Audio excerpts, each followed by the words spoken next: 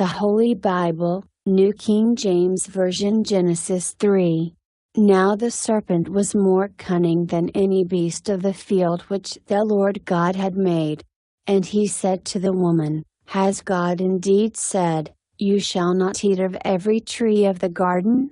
And the woman said to the serpent, We may eat the fruit of the trees of the garden, but of the fruit of the tree which is in the midst of the garden, God has said, You shall not eat it, nor shall you touch it, lest you die. Then the serpent said to the woman, You will not surely die.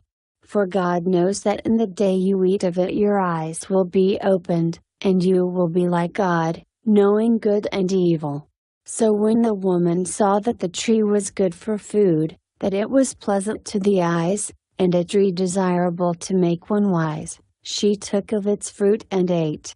She also gave to her husband with her, and he ate. Then the eyes of both of them were opened, and they knew that they were naked, and they sewed fig leaves together and made themselves coverings. And they heard the sound of the Lord God walking in the garden in the cool of the day, and Adam and his wife hid themselves from the presence of the Lord God among the trees of the garden. Then the Lord God called to Adam and said to him, Where are you? So he said, I heard your voice in the garden, and I was afraid because I was naked, and I hid myself. And he said, Who told you that you were naked?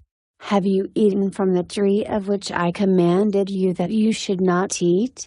Then the man said, The woman whom you gave to be with me, she gave me of the tree, and I ate. And the Lord God said to the woman, What is this you have done? The woman said, The serpent deceived me, and I ate. So the Lord God said to the serpent, Because you have done this, you are cursed more than all cattle, and more than every beast of the field. On your belly you shall go, and you shall eat dust all the days of your life.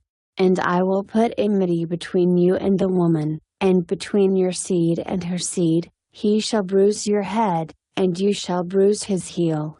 To the woman he said, I will greatly multiply your sorrow and your conception. In pain you shall bring forth children, your desire shall be for your husband, and he shall rule over you. Then to Adam he said, Because you have heeded the voice of your wife, and have eaten from the tree of which I commanded you, saying, You shall not eat of it, cursed is the ground for your sake, in toil you shall eat of it all the days of your life. Both thorns and thistles it shall bring forth for you, and you shall eat the herb of the field. In the sweat of your face you shall eat bread till you return to the ground, for out of it you were taken, for dust you are, and to dust you shall return.